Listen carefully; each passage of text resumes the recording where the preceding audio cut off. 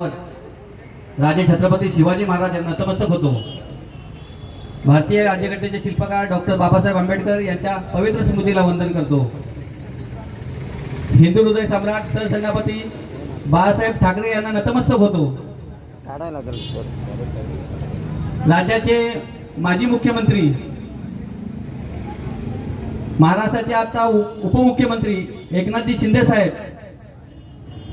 आपल्या महाड पोलादपूर मार्गावचे गोरगरिबांचे कैवारी, आपल्या सगळ्यांचे लाडके भरत शेठजी गोगावले साहेब यांना नतमस्तक होतो। आपल्या कोर कमिटीचे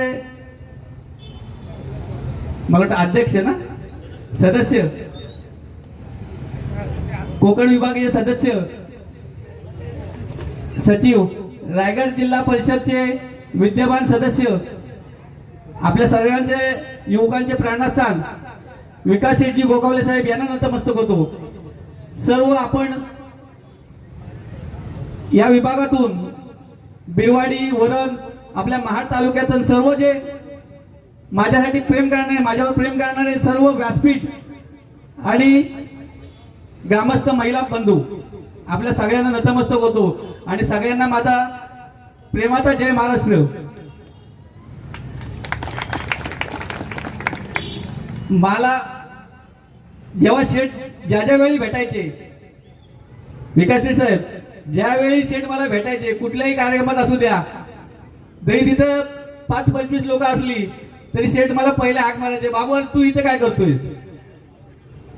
आणि त्या कार्यक्रमामध्ये त्यांचा एक शब्द ठरलेला असायचा की बाबू आता बास झालं तू ये इकडं, बाबू आता बास झालं तू ये इकडं। मी त्यावेळेला थोडंसं त्यांचं ऐकलं नाही, पण आता काही गोष्टी मला समजायला लागल्या। मला कोणावरती टीका नाही करायची, पण तेव्हाही नंतर विचार केला आणि कुठेतरी आपलं चुकतंय म्हणून आम्ही विचार करतोय असा हे करून माझ्या बरोबर मी ठरवल्यानंतर माझ्या बरोबरचे सगळे माझे सहकारी होते,